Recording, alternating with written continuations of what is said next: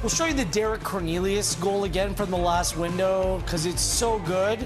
But then we're going to be chatting about keeping the ball out of the net. So enjoy that for the time being. Then we'll get defensive and hopefully won't be too offensive over the course of this segment.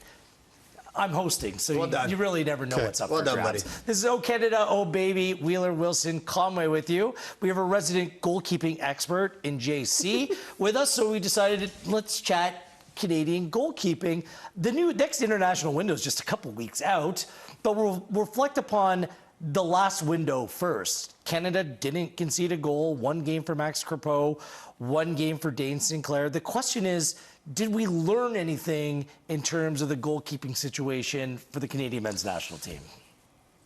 Yes and no. I think, and you know, I think that's where yes and no. I think that's where we're at in this whole debate. I think we continue to see that both goalkeepers are good goalkeepers, but nobody's really separated themselves.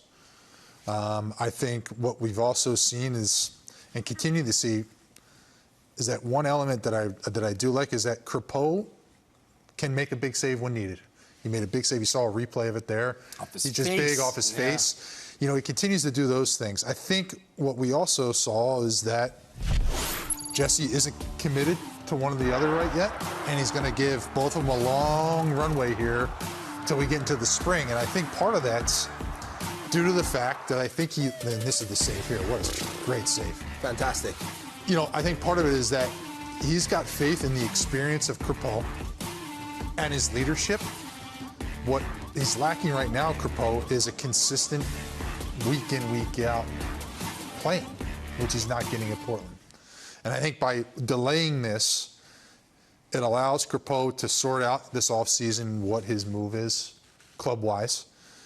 And it gives Jesse a chance to not commit to anyone and then wait and see how that plays out and wait and see who's in the best form as we get into the spring and then lock in the guy. You've coached for many years. Yep. Like, my only question, does that matter to you?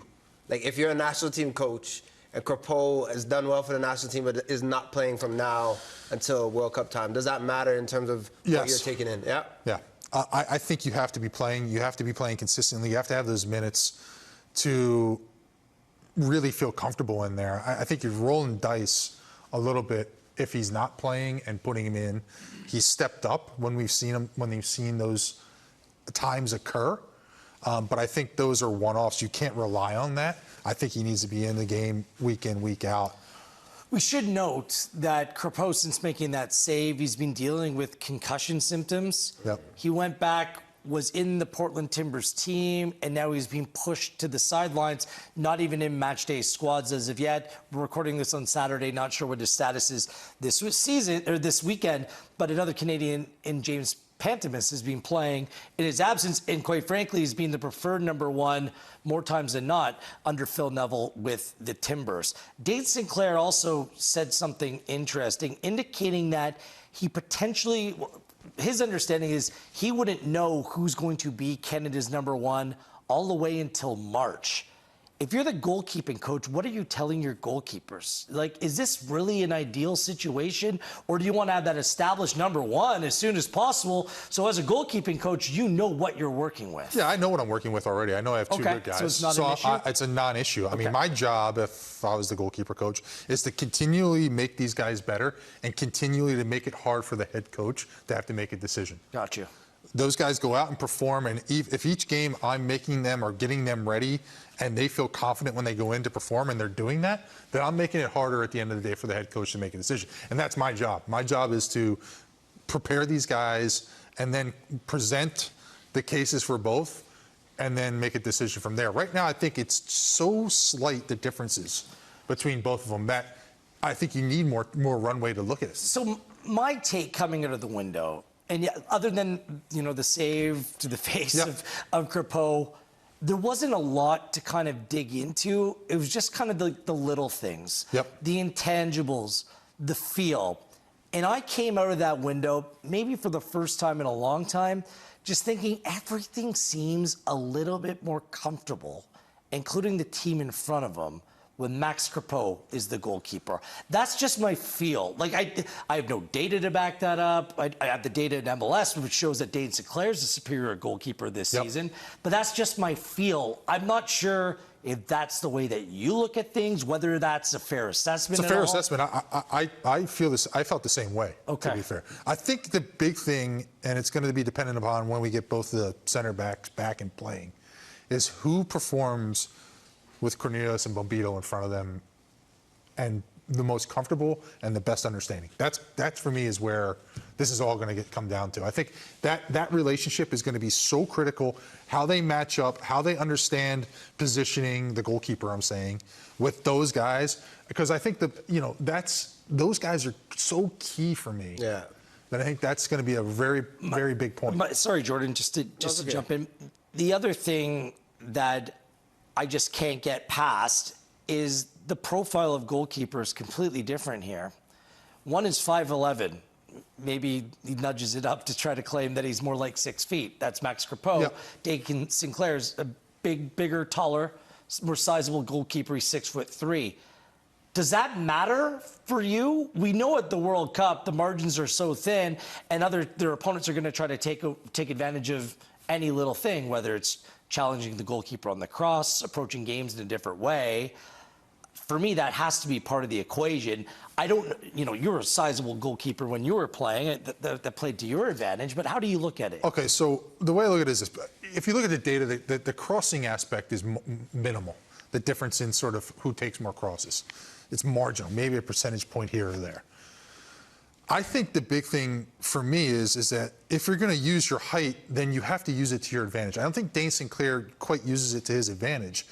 And what I mean by that is this. I think he can be better taking crosses if his footwork was better. I think he'd be better making some saves because of his length if his footwork was better. If you look back, there was a free kick that he gave up a couple windows ago that was bent over the wall. I think he should have saved it. His footwork was sloppy. Mexico. Yeah. His footwork was sloppy to get to it. He's got plenty of length to get there. His feet just couldn't get in there. I feel the same way with crosses. If his feet were cleaner and he could take more balls, then that would put him that much farther ahead than Crepeau. But because it's so minimal, then again, we're back to comparing both of them, and it's still too close for me. To your question, though, Wheels, as a defender and playing, a keeper that owns the area, I don't care if you're 5'11" or 6'3", if you own that six or that penalty spot, that's what does it for me. And when I look at games, there's sometimes where you look at Dane Sinclair, you're like, okay, you hear his voice, you see him coming to his own, but Crepeau steadily does that. In terms of that feeling and the vibe that you're alluding to, he kind of carries that more a little bit. That's why I'm contradicting myself. I've always felt better with a bigger goalkeeper.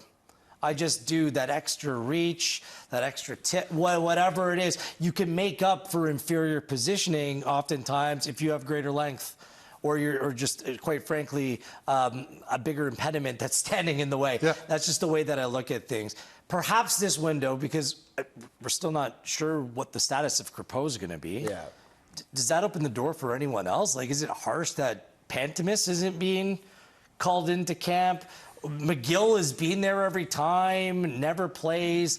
They brought up Hibbert from Atlanta United last time around. Listen, is this really just a two-horse race we're talking about right now? Let's get down. That's what's important to establish. I don't want to throw this out there, but the biggest problem that I see is if something happens to one of those two, or if both of them get injured, where are we with our goalkeeping depth from there? Well, not to Crepeau out of the last World Cup. Correct. Like these things happen. These things do happen. So who's going to be your third and fourth guy? Because you need to be ready for that. Is Pantemis the guy? I don't know. Hibbert, came in the last camp. Is he a guy, big body, big frame again? I don't know, to be fair. But it's concerning to me because it is a two-horse race. The games are winding down here. So at some point you have to say, okay, we need to try someone else to see, even though you're kind of staging this battle between the two potential number ones. Yep. So what do you do this upcoming window, John? How are you looking at it? Again, I'm still playing one of these two guys. I don't think Jesse Marsh is playing someone else. No, he's not. He's playing one of these two. Up until the World Cup, I don't think there will be a third keeper that we'll see. But you need to have somebody. I mean, look, when the U.S. had a stretch of really good goalkeeping between Brad Guzan, Tim Howard, they always had Nick Rimando ready to go if need be, right? And Nick Rimando was arguably the best goalkeeper, or one of the best goalkeepers in MLS. Yeah. And he was the third guy for that group a lot of times. Right now, we don't quite have the depth here in Canada to have that third guy that you're going, okay, we're confident with that.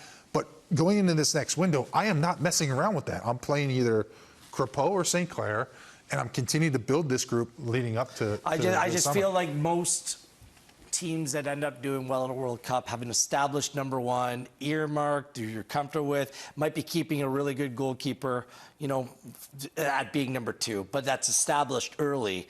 And if this isn't settled to March, I just wonder what the knock-on effect could potentially be. We'll see. Great conversation, great stuff with the big man, John Conway. Let's turn our attention to the upcoming window, just a couple weeks away.